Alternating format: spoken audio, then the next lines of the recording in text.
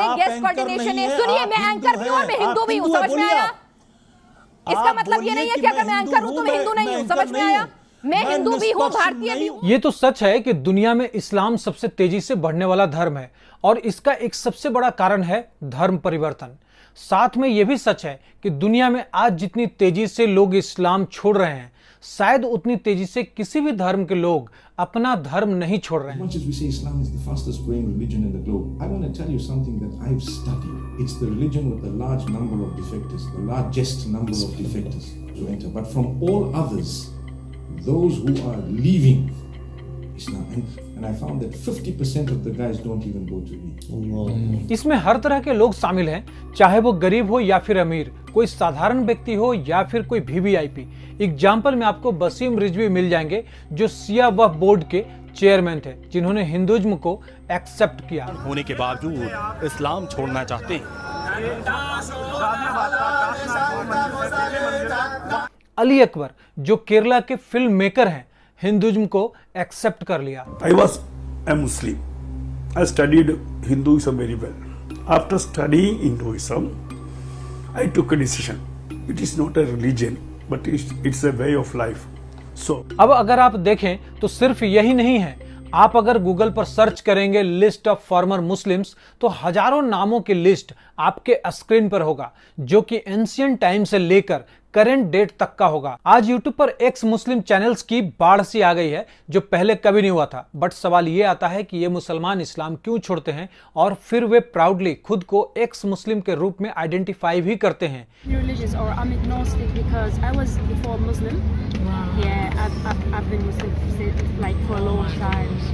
जब कोई Christian atheism के लिए ईसाई धर्म छोड़ता है तो वह खुद को एथियस्ट के रूप में आइडेंटिफाई करेगा, ना कि कोई एक्स क्रिश्चियन के रूप में। आज अगर आप देखें तो कोई एक्स क्रिश्चियन ऑर्गेनाइजेशन नहीं है, कोई एक्स हिंदू ऑर्गेनाइजेशन नहीं है, जबकि हमारे पास दुनिया भर में कई एक्स मुस्लिम ऑर्गेनाइजेशन है। सबसे पहला एक्स मुस्लिम ऑर्गेनाइजेशन 2007 में जर्मनी में सेंट्रल काउंसिल ऑफ एक्स मुस्लिम के नाम से बनता है। उसके बाद यूके, नीदरलैंड, यूएसए और उसके बाद धीरे धीरे पूरे वर्ल्ड वाइड ऑर्गेनाइजेशन बनना शुरू हो गया, जिसमें इंडिया भी शामिल है। 2019 में एक्स मुस्लिम ऑफ केरला के नाम से एक्स मुस्लिम ऑर्गेनाइजेशन बनता है। ये पूरी दुनिया में बनने वाला एक्स मुस्लिम ऑर्गेनाइजेशन ना सिर्फ बनता है बल्कि सोशल मीडिया पर आकर इस्लाम के खिलाफ बोलता भी है। अल्हम्दुलिल्लाहि रब्बिल आलमीन और रहमानी रहीम मालिक यौमिद्दीन इय्याका नअबुदु व इय्याका नस्तईन, यानी कि तू मुझे सीधे रास्ते पर चला, उनके रास्ते पर जिनको तूने कामयाब किया, ना कि उनके रास्ते पर जिनको तूने बर्बाद किया या गुमराह किया। ये कौन सा अल्लाह है जो खुद दूसरे अल्लाह से दुआ कर रहा है कि तू मुझे सीधे रास्ते पर चला? इस्लाम को चैलेंज भी करता है और ये जो कुछ भी हो रहा है इस्लाम में 1400 सालों में पहली बार हो रहा है, और ये तब हो रहा है जब इस्लाम में इस्लाम छोड़ने की सजा। लेकिन अगर सच कहा जाए तो ये जो कुछ भी इस्लाम में हो रहा है वो कोई इस्लाम के लिए सुनामी से कम नहीं है। मुसाब हसन यूसुफ, जिनको द ग्रीन प्रिंस भी कहा जाता है, एक फिलिस्तीनी हैं जिन्होंने 1997 से 2007 तक इजराइल के इंटरनल सिक्योरिटी सर्विस सिनवेट के लिए सीक्रेटली काम किया। I think there are many people who are informing. Well, before I answer this question, you asked me a question I did not answer it regarding to the siege. I think Hamas need to give up their arms. Israel की सुरक्षा सेवा सिनबेट ने उन्हें Hamas leadership के अंदर अपना सबसे valuable source माना। यूसुफ द्वारा शेयर की गई इंफॉर्मेशन ने दर्जनों आत्मघाती हमलों और इजरायलियों की हत्याओं को रोका और कई टेररिस्ट को पकड़ने और अपने फादर शेख हसन यूसुफ, जो कि हमास के को फाउंडर थे, उनको पकड़ने में इजराइल की हेल्प की थी। 1999 में यूसुफ ने ईसाई धर्म अपना लिया और 2007 में वह यूएसए चले गए। 23 अक्टूबर 2023 को उन्होंने जैक टैपर के साथ एक टीवी इंटरव्यू में कहा कि वह एक अमेरिकी नागरिक हैं। आधिकारिक तौर पर अरब के सभी देश मुस्लिम बहुल हैं। लेबनान में मुसलमानों की आबादी 60% है, तो वहीं जॉर्डन और सऊदी अरब में करीब 100%। इन सभी देशों में लोगों की धार्मिक जिंदगी में top religious authorities, government department और गवर्नमेंट का इंपॉर्टेंट रोल रहता है। वे अक्सर मस्जिदों, मीडिया और स्कूली सिलेबस को कंट्रोल करते हैं। लेकिन हाल के समय में मिडिल ईस्ट और ईरान में कराए गए बड़े और डिटेल्ड सर्वे एक नई कहानी कहते हैं। ये सभी सर्वे दिखाते हैं कि इन देशों में आबादी का बड़ा हिस्सा सेकुलरिज्म की तरफ बढ़ रहा है और रिलीजियस पॉलिटिकल इंस्टीट्यूशन को रिफॉर्म करने की मांग भी तेज हो रही है। अरब बैरोमीटर मिडिल ईस्ट के सबसे बड़े सर्वेयर में से एक है। यह अमेरिका की प्रिंसटन यूनिवर्सिटी और मिशिगन यूनिवर्सिटी का रिसर्च नेटवर्क है।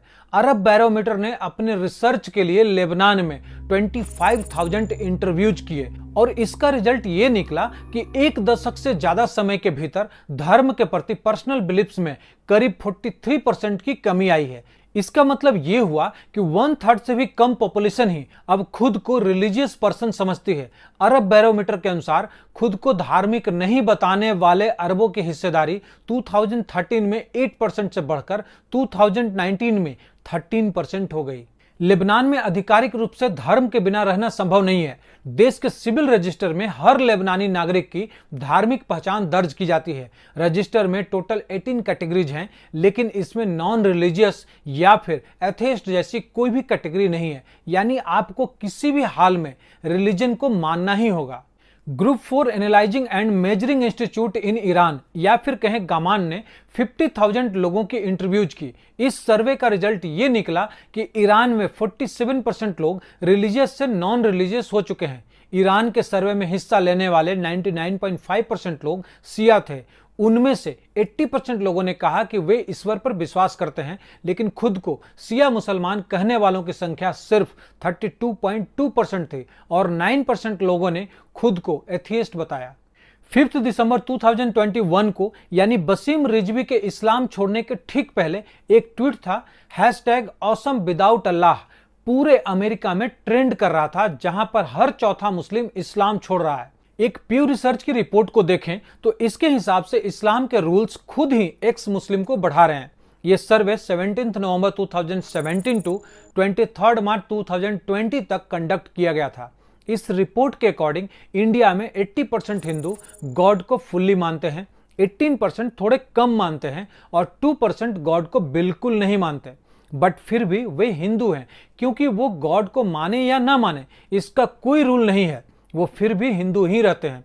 बट इसी रिपोर्ट में 79% मुस्लिम गॉड में या कहें अल्लाह में विश्वास करते हैं, 12% थोड़ा कम करते हैं और 6% गॉड में विश्वास बिल्कुल नहीं करते। और इस्लाम के अकॉर्डिंग जो अल्लाह को नहीं मानता वो मुस्लिम नहीं है। इसका मतलब भारत में मुस्लिमों में 6% मुस्लिम एक्स मुस्लिम हुए। इसका मतलब 204 मिलियन का 6% मीन्स लगभग 1.25 करोड़ मुस्लिम इंडिया में एक्स मुस्लिम हैं और 12% गॉड को थोड़ा कम मानते हैं। मतलब आने वाले दिनों में 2 करोड़ से ज्यादा मुसलमान और एक्स मुस्लिम बन सकते हैं। आई थिंक ये आंकड़ा मुस्लिमों को डराने वाला है, लेकिन क्योंकि वो खुलकर सामने नहीं आते सो एग्जैक्ट नंबर निकलकर सामने नहीं आता, अदरवाइज मे भी ये और भी बढ़ सकता है। ये खलील बिलसी की रिपोर्ट देखिए कि वे इस्लाम क्यों छोड़ते हैं। 2007 के खलील बिलसी रिपोर्ट में कहा गया कि इस्लाम छोड़ने की इंस्पिरेशन को मोटे तौर पर 2 कैटेगरीज में क्लासिफाइड किया जा सकता है, इंटेलेक्चुअल या फिर आइडियोलॉजिकल इंस्पिरेशन और सोशल या फिर एक्सपेरिमेंटल मोटिवेशंस। इसमें इस्लाम में महिलाओं की अंडरलाइंग कंडीशन का होना, ह्यूमन राइट्स की तुलना में शरिया में कंट्राडिक्शन का होना, इस्लाम को इलॉजिकल एंड अनसाइंटिफिक समझना, अच्छे गैर मुसलमानों का शाश्वत अभिशाप, इस्लाम के unnecessary rigid rules and requirements. Islam universal नहीं है बल्कि अरब केंद्रित है। मुसलमानों को दमनकारी के रूप में देखना, मुसलमानों में पिछड़ापन होना, मुसलमानों में महिलाओं के साथ दुर्व्यवहार, मुस्लिमों द्वारा गैर मुस्लिमों के साथ एब्यूज, इन सभी चीजों को देखते हुए मुसलमान अपने धर्म को लेकर कंफ्यूज की स्थिति में हैं, जिसके वजह से वे एक्स मुस्लिम बनने को मजबूर हो जाते हैं। अब एक सबसे बड़ा सवाल कि इतने एक्स मुस्लिम हैं तो सब दिखते क्यों नहीं हैं? तो इसका जवाब इस पिक्चर में है। ये इतने डरे हुए होते हैं कि ये खुद को एक्सपोज भी नहीं कर पाते। दुनिया भर के 18 देश अभी भी एपोस्टेसी यानी कि धर्म त्याग के लिए सजा देते हैं, जिनमें से 6 में जेल और 12 देशों में मौत की सजा दी जाती है। उन देशों में से किसी एक में भी नहीं रहने के बावजूद श्रीलंकाई नागरिकों को अभी भी धर्म यानी कि इस्लाम छोड़ने में बहुत प्रॉब्लम होती है।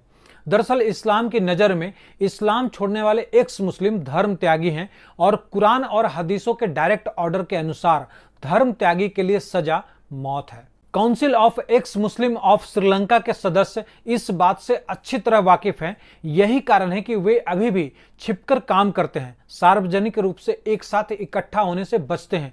Council of x Muslim of Sri Lanka के स्पोक पर्सन रिस्विन इस्मात कहते हैं, हमारा पहला लक्ष्य उन सभी श्रीलंकाई मुसलमानों के लिए एक ट्रस्टेड कम्युनिटी एस्टैब्लिश करना है जो सुरक्षित तरीके से इस्लाम छोड़ना चाहते हैं। हम उन्हें इमोशनल एंड मोरल सपोर्ट करना चाहते हैं जो खुद को गैर धार्मिक के रूप में पहचानना चाहते हैं और उन्हें दिखाना चाहते हैं कि इस्लाम छोड़ना संभव है। रिस्विन संगठन का एकमात्र प्रसिद्ध चेहरा है। उनका चेहरा जून 2019 में पब्लिक हो गया जब एक पार्लियामेंट्री कमीशन के सामने उन्होंने दिखाया कि मुस्लिम छात्रों के लिए सरकार द्वारा प्रिंट और डिस्ट्रीब्यूट की गई कुछ इस्लामिक टेक्स्ट बुक में इस्लाम के एपोस्टेट्स को मारने के लिए ऑब्वियस प्रोवोकेशन थे। उस दिन के बाद से रिस्विन को कई बार जान से मारने की धमकियां मिली। ये सारी बातें इस्लाम के लिए बम फूटने जैसा है। आपको क्या लगता है? कमेंट में जरूर लिखें।